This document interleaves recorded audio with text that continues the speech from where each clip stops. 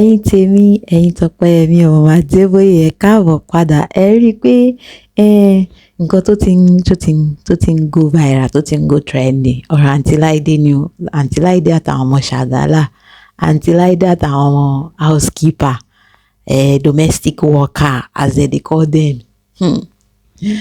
ẹ̀yin tèmi wọ́n ti ń fa Aunty Láídé Bákàrè on drag wọn gidi gan ni wọ́n ń fà wọn lọ́tún ló sì dé sẹ́ àjọ máa fà á ni ó máa tóra wọn.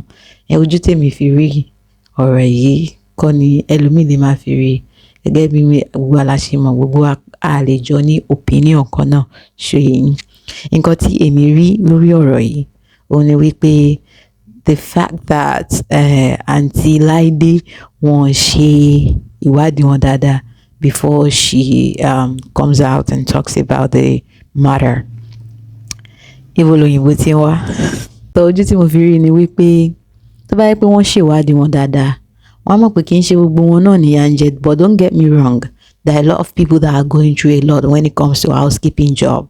Yeah, I've been there and I've experienced it, and I've done it for over a decade. I even make some money from making housekeeping content. You guys know, and gbogbo àwọn táwa mi bá ilé mọ̀ pé mo ti ṣe content yẹn, mo ti, èmi náà ti ṣiṣẹ́ yẹn. So ní wípé Aunty Láídé bí wọ́n ṣe handle ẹ̀, ojú tèmi fi rí, àwọn wò pé torí pé àwọn tí wọ́n come out wípé ìyà ń jẹ wọ́n another side, but wọ́n ò rí other side pé àwọn kan make ẹ̀ lórí iṣẹ́ yẹn. Tábá ní ká wò náà, ṣé ó yẹ kó jẹ́ wípé àwọn ọmọ aládé, àwa like nǹkan tí a ní as Nigerians, kò yẹ kó jẹ́ pé àwa la máa jáde lọ ṣe irú àwọn àràbò. Ẹ má bínú pé mo sọ pé irú, but we are workers to them, à ń ṣiṣẹ́ fún wọn, kò yẹ. Because when it comes to praying, when it comes to everything, we are over them. They are behind us. You understand nǹkan tí mo ń sọ? We as Africans, I'm talking about pé àwa aláwọ̀ dúdú, most especially Nigerians, we are hard worker. Like we can also, and for the fact that we are fair, we àwọn obìnrin àtọkùnrin wa náà, everywhere let marry Nigerians, we are always out there. Gbogbo gbalẹ̀ máa rí one time bẹ́ẹ̀ tí à ń ṣiṣẹ́ tí à ń, àwọn wò pé olè ló bọ ọmọ jẹ́. Àwọn tó ń ṣiṣẹ́ olè náà iṣẹ́ náà ló ń ṣe, but it's not that pé mo ń kí wọn lẹ́yìn, but a jẹ́ èèyàn kan tó jẹ́ pé akíkanjú èèyàn ni wá, kí ẹ pé iṣẹ́ yìí iṣẹ́ gbé kíkú ni àbí nǹkan tó bá ṣàtì máa fa mú wá tí ó dẹ̀ jẹ́ wípé a máa tọrọ, and that is the reason why you can see most of those ladies in Arab countries that they are working for Arabs. Okay, so ojú tí èmi fò tó bá yẹ pé ìlú wa dáa ni, àní pọ̀ tó bẹ́ẹ̀ yẹn ń ta láti máa sin àwọn àràbò tó jẹ́ pé wọn ò ní làákàyè. Ẹ má jẹ́ n sọ yẹn lóyìnbó. Bí wọ́n dẹ̀ ṣe máa treat àwọn èèyàn wa lóòótọ́, àwọn kan wá tó jẹ́ pé they themselves are the one that put themselves to that. Àwọn fúnra wọn ló fira wọn sí ipò tí wọ́n fi ń rí wọn fín. Nígbà mìíràn àwa tá à ń ṣiṣẹ́ yẹn náà la máa ń fira wa sípò yẹn, but nígbà mìíràn náà dẹ̀ rí àwa tá a lè sọ̀rọ̀, àwa kan wà tá a lè sọ̀rọ̀, a máa sọ̀rọ̀ pé kí mo wá ṣiṣẹ́ fún ẹni, mi ò kí ń ṣe ẹrú. So gbogbo àwọn feasibility studies yẹn ló yẹ kí Aunty Láídé ṣe kí wọ́n tó gbé kíní, kí wọ́n tó sọ̀rọ̀. Torí àwọn ọmọ yẹn wọ́n sọ̀rọ̀ sí wọn gan, wọ́n drag wọn gan. Aunty Láídé náà ò dẹ̀ ṣe kíní, àwọn náà kẹrẹ̀ ṣe, àwọn náà ti ready láti ṣe content iṣẹ́ àwọn ready. Àwọn ìjọba tó bá pọ́n ṣètò bó ṣe kí nǹkan rí ni, kò yẹ kí wọ́n máa rí wa pé àwọn ẹlòmíràn wá rúpin síbẹ̀ pé ìyá máa jẹ wọ́n, máa wò pé mi ò fẹ́ lọlé lásán, mi ò fẹ́ ṣánwọ́ lọlé, mi ò fẹ́ ṣe kíní.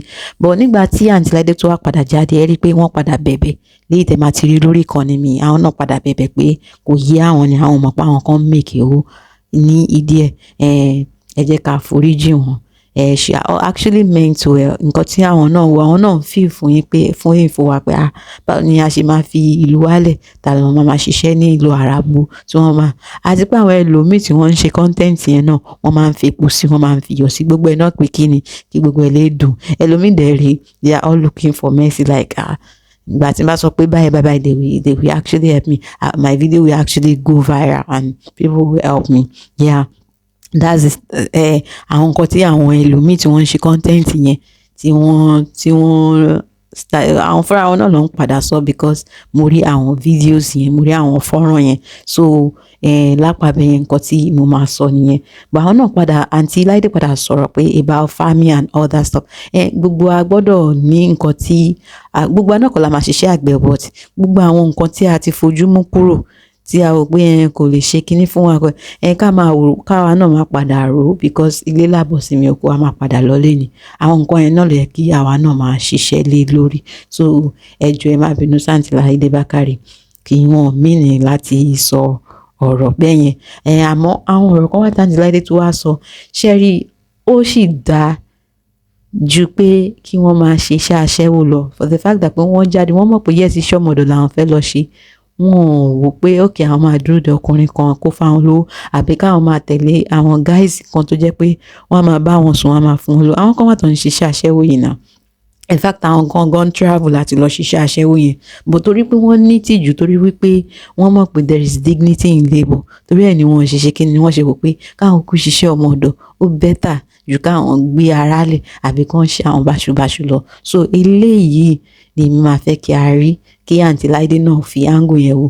Nígbà tí wọ́n padà sọ wípé èèyàn kan sọ wípé òun gba 200,000, but Aunty Láídé tí ìjáwọ́ náà, but máa fẹ́ kẹ́ foríjì wọn, máa fẹ́ kẹ́ wò láti apá abẹ yẹn. Àwa tá à ń ṣe content, housekeeping content náà, ẹ jẹ́ kí kò ń ṣe gbogbo ìgbà náà ni lóòótọ́ tí ẹ bá ń rí ìnira níbi iṣẹ́ mi, sọ pé kẹ́ má sọ̀rọ̀ síta pé ara ni àbọ̀gà yín ṣe nǹkan báyìí pé káwọn èèyàn lè help, but at the same time if the thing is not real, tí ó bá ń ṣe pé lóòótọ́ lẹ́yìn pass through nǹkan yẹn lóòótọ́, I guess we don't need that, right? A need láti máa parọ́ to make content. Wọ́n máa ń sọ pé fake it to make it ni when it comes to creating content, but at the same time we should think about the result very well before we actually come out with our content. I hope I'm making any sense. Mo lérò pé mo make any sense pẹ̀lú nǹkan tí mo ń sọ. So yeah, nǹkan tèmi rí sí apá kíní Aunty Láídé nìyẹn. So màá tún máa update yín lórí Aunty Láídé because Aunty Láídé ò kéré. She no go gree. She says she go keep creating content about this Shagala housekeeper. So ẹ̀yin Shagala ẹ foríjì wọn. Nǹkan táwọn náà bá dẹ̀ máa sọ tí ó bá ti ń ṣe òótọ́, ẹ má jẹ́ àparọ́, ẹ jẹ́ àṣe súyé bó ṣe yẹ kó rí, because àdèmọ̀ pé tábà fata sí tábà fi epo sí kò ní dùn. Ẹ jẹ́ àmọ́rọ̀ ata àti epo tá a máa fi sí. So ṣó ti yé yín bẹ́yẹn? Alright, tèmi nìyẹn. Ẹ̀yin Tọ́pẹ́yẹmí ẹ ṣé gidi gan-an ni. Màá tún máa rí yín nínú fọ́nrán mi tó ń bọ̀. Má gbàgbé láti like fídíò yìí. Tó bá jẹ́ gbà àkọ́kọ́ yín lélẹ́yìí níbí báyìí, má gbàgbé láti subscribe. Mo máa ń ṣe gbébo oorun, mo máa ń lọ káàkiri, mo máa everything náà la máa ń ṣe níbí báyìí. Ṣé ti yé yín? Ẹ̀yin tèmi mo ti fẹ́ máa lọ nìyẹn. Ẹ máa ṣe rere, èmi náà máa ṣe rere, gbogbo alájọ máa ṣe rere lápapọ̀. Ẹ̀yin Tọ́pẹ́yẹmí ó dàbọ̀, ó dìgbà kan náà.